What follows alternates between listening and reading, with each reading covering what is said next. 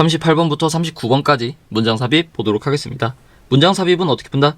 문장 삽입은 순서랑 비슷하게 일단 주어진 글과 앞뒤로 소재가 가장 잘 연결되는 부분에다가 주어진 글을 넣어주시면 되고, 혹은 멀쩡하게 있던 곳에서 문장 하나를 떼왔으니까 그 주변에서 뭐가 발생할 수도 있다? 단절이 발생할 수도 있다.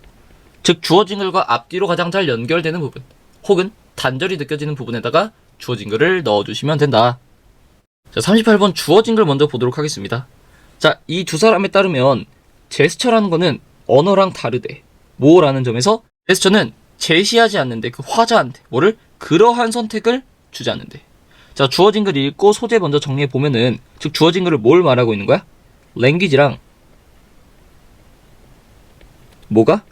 제스처가 다르다 라는 말을 일단 하고 있어. 즉 주어진 글은 랭귀지랑 제스처랑 다르다 라고 나오는 부분 근처에다가 넣어야 될 거야. 첫 번째 힌트. 두 번째, 제스처는 어떻게 다르대?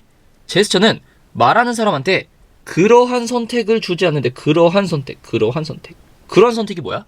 즉 주어진 글은 앞에 또 뭐가 나와야 돼? 그러한 선택을 받아줄 수 있는 말이 나와야 된다라는 거. 이렇게 두 가지 힌트를 가지고 지문을 보시면, 학자들은 입증해 왔대. 제스처인데 들을 수 있는 사람들이 만들어내는 그런 제스처야. 걔네가 말할 때 걔네는 체계적으로 만들어진다라는 거에 동시에 속도가 같게. 그래서 언어랑 제스처는 고려돼야 된다라는 거야. 동시에 표현적이다, 같이 표현적이다 라고 고려되어져야 된대. 자, 다시 들을 수 있는 사람들이 만들어내는 제스처가 속도가 동일하대. 뭐랑 동일하겠어?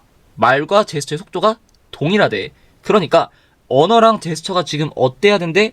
함께 표현적이라고, 같이 표현적이라고 고려되어야 된다라는 것은 랭귀지랑 지금 제스처를 어떻게 보고 있는 거야? 같게 보고 있다라는 거네. 주어진 거라고 살짝 반대네. 이렇게 이해하면서 뒤에 보시면, 자, 이렇게 꽉 통합된 언어와 제스처의 짝은 가능하게 한데 화자로 하여금 개념화하고 정형화하는 거야. 그들의 생각을. 뭐의 관점에서? 범주적인 요구야 언어에, 그 다음에 심상적인 가능성이야 제스처에. 자, 어쨌든 여기서도 언어랑 제스처가 어떻게 돼 있대? 끈끈하게 통합되어 있대. 즉 뭐랑 언어랑 제스처가 같다라는 얘기를 일단 하고 있는 것 같네. 하고 1번 뒤에 뭐가 나왔어? For example이라고 예를 들어 라는 문장이 나왔어. 예를 들어 라는 문장이 나왔으니까 얘는 앞에 있는 말을 그대로 반복하는 애가 될 거네. 그럼 얘가 주어진 글을 반복할지 앞문장을 반복할지를 생각하면서 보시면, 한 사건을 묘사할 때 우리는 결정해야 된대. 그 사건이 완료되었는지 혹은 진행 중인지를 고려해야 된다라는 거야. 만약에 그 순간에 말해지고 있는 언어가 동사적인 접사를 가진다면, 각 의미에 대해서, 그리고 한 가지 접사 혹은 그 다른 접사가 선택되어져야 돼 라는 상황이라면은 사건이 진행 중인지 완료되었는지를 결정해야 된대. 자, 이거 무슨 말이야? 동사에 접사가 있고 이 접사 쓸래 다른 접사 쓸래 라고 선택을 강요받는, 반드시 골라야만 되는 상황 속에서는 그 상황이 끝났는지 진행 중인지를 결정을 하고 말을 해야 된대. 무슨 말이야? 잘 모르겠죠? 잘 모르고 아마 넘어갔을 것이다. 좀 추상적이기 때문에. 그래서 다음 문장 보시면, 자, 이러한 종류의 선택이래. 뭐라고? 이러한 종류의 선택. 이거 주어진 글에 나왔던 건데, 그러한 선택?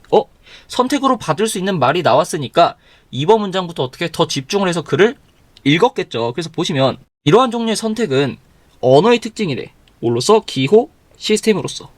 다음 보시면, 그것은 일종의 접착제를 제공한대. 그리고 그것은 통합하는 걸 도와준다라는 거야. 그러니까 결속하는 걸 도와준대. 언어적 요소들을 더 큰 기호적 표현 속에서. 그 다음에 그거는 전체적으로 봤을 때 중요한 특징을 공유한다라는 거야. 뭐랑? 표현되어진 그 물체랑. 하고 읽으면 2번 뒤에 이러한 종류의 선택이라는 뭔가 주어진 글과 받아쓸 수 있을 것 같은 말이 나왔어. 그걸 인지하고 글을 읽었는데, 자, 이러한 종류의 선택이 기호 체계로서의 언어의 특징이래. 대신에 그것은 접착제를 제공한대. 연결이 되나? 다시 일단 2번에서 초이스를 연결할 수 있을 것 같은 말이 나왔어. 그래서 뭔가 3번에 들어갈 가능성이 커 보이는 상황이었어. 근데 해석을 해보니까 이러한 유형의 선택은 언어의 특징이래. 그래. 근데 대신에 그것은 언어적인 요소들을 통합하는 걸 도와주는 접착제가 된대. 해석이 완전히 또 끊기죠. 우리가 찾은 문법적인 단서, 해석에서의 단절, 두 가지가 다 나왔네. 그래서 우리는 내용을 한 방에 이해하지 못했어도 답을 찾을 수는 있었겠죠. 몇 번? 3번으로. 이렇게 답은 어거지로라도 찾을 수가 있었을 것 같고 힌트가 많았으니까, 자, 이거를 얘는 내용적으로 이해를 해보자면은 1번 앞에서는 제스처랑 랭귀지가 같은 거라고 봤어. 근데 랭귀지는 어떤 특징이 있대? 무언가를 범주화하는 특징이 있대. 범주화. 그 다음에 제스처는 어떤 특징이 있는 거야? 심상적인 특징이 있는 거야. 그러니까 두 개의 특징이 각각 다른 거야. 그래서 예를 들어라고 말했잖아. 근데 예를 들어는 앞에 있는 말 반복이라고. 예를 들어서 자, 어떤 사건을 묘사할 때 동사에 접사가 있으면 그 사건이 진행 중인지 끝났는지를 봐야 된대. 그러니까 이거는 간단하게 설명하면은 자, 어떤 사건이 끝났어. 그럼 그것은 끝났으니까 과거형. 진행 중이면 현재 진행형이겠죠. 예를 들어서 어떤 사건이 지금 진행 중이고 어떤 사건이 지금 끝났대. 즉 나는 밥을 먹었다. 끝난 사건. 나는 밥을 먹고 있다. 진행 중인 사건이죠. 즉 동사는 먹었다 에서 ot을 이용해서 과거를 나타낼 수 있고, 먹는 중이다, 먹고 있다, 뭐 하고 있다, 무슨 중이다를 통해서 진행 중인 시제를 나타낼 수가 있죠. 이렇게 언어는 뭐 해야 된다고? 완료되었는지 진행 중인지를 봐야 된다고. 왜? 접사를 활용할 수 있으니까. 먹었다, 먹는 중이다 의 접사의 선택을 통해서 사건이 끝났는지 진행 중인지를 파악할 수 있잖아. 그쵸? 먹었다, 먹는 중이다, 과거, 현재.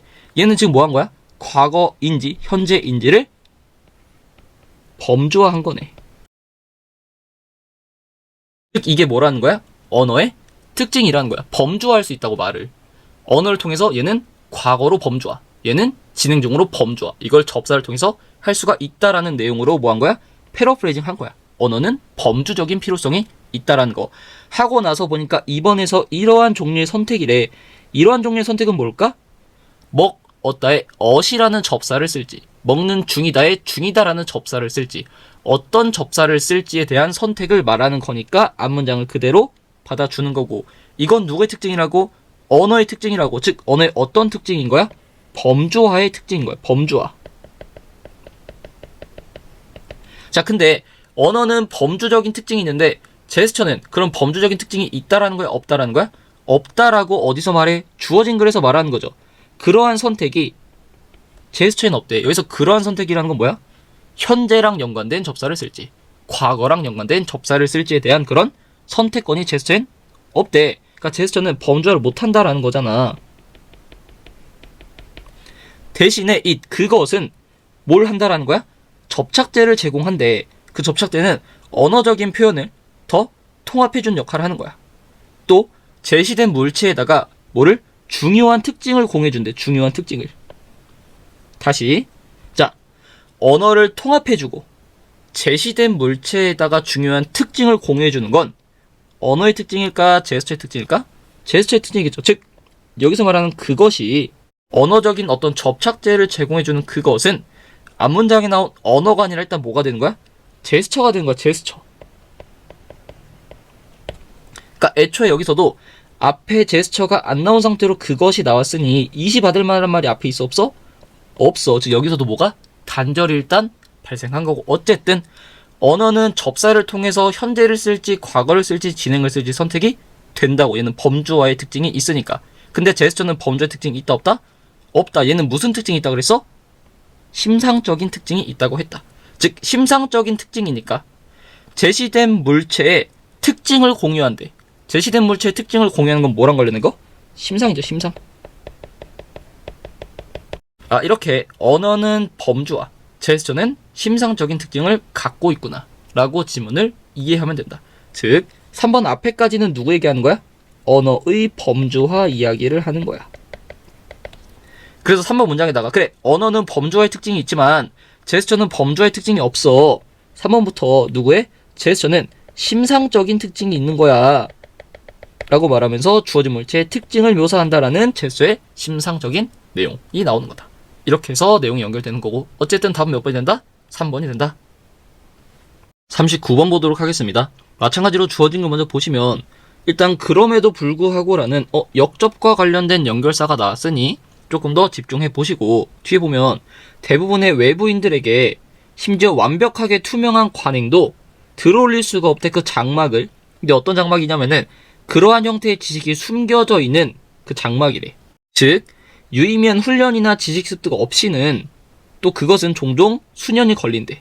그런 수년이 걸리는 훈련이나 지식 습득 없이는 한 사람은 단지 이해할 수가 없다라는 거야. 그 정보를. 어떤 정보? 공유되어 있는. 그러니까 요약하면 결국 뭐야? 외부인은 아무리 투명하게 제공된 정보나 지식이나 관행을 뭐 할 수 없다? 이해할 수 없다라는 거네. 외부인은 이해할 수가 없대. 근데 맨 앞에 뭐가 나왔어? nonetheless라는 전환의 연결사가 나왔으니 얘 앞에는 혹시 외부인이 이해할 수 있다라는 내용이 나오지 않을까? 그래서 앞에서는 이해할 수 있다. 역접 이해할 수 없다로 전환되는 건 아닐까? 하는 의심까진 하고 글을 읽을 수가 있겠죠. 자, 이 상태로 지문으로 들어가면은 전문 지식을 얻기 위해서는 한 사람은 되어야 될 필요가 있대. 그 연관된 지식 생산자 그룹의 멤버가 되어야 한대. 그 다음에 그걸 위해서 나는 사용할 거래. 어떤 지식 공동체라는 용어를 사용할 거래. 자, 아직 외부인 얘기 안 나왔으니까 1번 일단 안 될 것 같아. 하고 보니까 뉴커머, 그러니까 신입은 전문가로부터 배운대. 그 다음에 신입은 사회화가 되어진다라는 거야. 그 공통의 관습에. 그 연관된 지식 공동체. 신입이 그 지식 공동체들한테 뭔가를 배우고 사회화가 된대. 신입?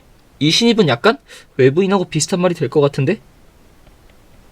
그래서 뭔가 외부인이라는 소재가 나왔으니까 조금만 더 집중해서 읽어 보시면, 자, 2번. 종종 입회 절차가 있대. 그 입회 절차는 그 후보자의 능력을 테스트하는 것과 겸비가 되는 거야. 자, 일단 2번을 기준으로 앞, 뒤로 둘 다 외부인이 뭔가를 이해할 수 없다라는 내용은 일단 안 나왔어. 즉 소재가 연결이 안 되니까 2번도 뭐 해야 돼? 지워야겠네. 자, 3번 보시면 어쨌든 그런 입회 절차가 있고, 전 근대 시대에는 지식 공동체들은 비밀을 굉장히 유지를 했대. 그 다음에 엄격한 충성도 테스트를 가졌다라는 거야. 새로운 멤버들한테. 근데 이것은 최소한 두려움 때문은 아니었다라는 거야. 그 세분화된, 그 전문화된 지식이 잘못된 사람의 손에 들어갈까봐라는 그런 두려움은 또 아니었대. 자, 3번에서도 뭔가 충성도 테스트를 한다. 비밀리에 유지가 되었다라는 말이 나오긴 하지만 외부인은 얘네 지식을 이해할 수 없다라는 말이 아직 안 나왔으니까 3번도 뭐 한다?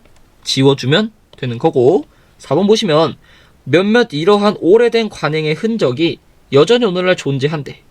그러나 전체적으로 봤을 때 그 이상은 옮겨져 왔다라는 거야. 어딜로? 오픈니스, 개방으로. 누구 사이에서? 지식 공동체 사이에서. 또한 어느 정도까지는 외부인에게도 뭔가 열어주자라는 걸로 이상이 옮겨졌대. 뭐라고? 아웃사이더.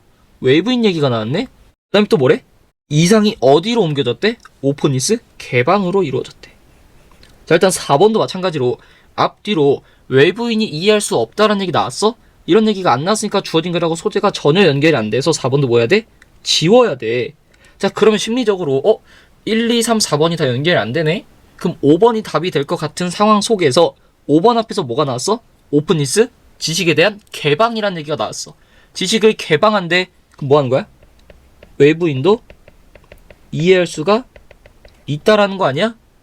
하고 5번 뒤에 보니까, 그러니까 더 능동적인 전략이 필요되어진대. 특정 형태의 지식을 만들기 위해서.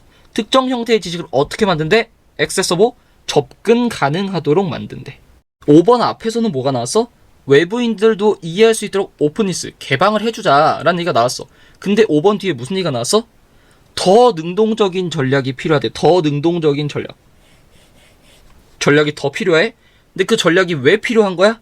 특정 형태의 지식을 접근 가능하도록 만들어주제. 현실적으로 다시 전략이 더 필요하다라는 건 지금 전략이 뭐하다라는 거야? 부족하다라는 거야. 지식을 접근 가능하도록 만들자라고 요구하는 거는 지금 당장 지식이 접근할 수 없다라는 거야. 다시 말하면 더 능동적인 전략이 필요한 이유는 뭐겠어? 외부인이 이해 못하니까.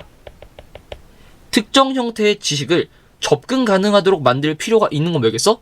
특정 형태의 지식에 지금 접근하기가 힘드니까. 즉 외부인이 뭐하니까? 이해하기가 힘드니까. 즉 답은 몇 번? 5번이 되겠죠. 자, 5번 앞에서 외부인한테도 오픈니스, 개방을 해주자. 이해할 수 있게 해주자. 라는 말을 하고 역접의 접속사를 넣어서 개방은 해주지만 여전히 뭐하다고? 이해할 수 없다고. 즉 그래서 뭐가 필요하다고? 더 능동적인 전략이 필요하다고. 왜? 이해할 수 없으니까. 즉 5번을 기준으로 앞에서는 외부인도 이해할 수 있게 해주자. 역접으로 전환시키고 근데도 외부인 여전히 이해할 수 없다라는 말로 이어지는 답 몇 번? 5번이 된다.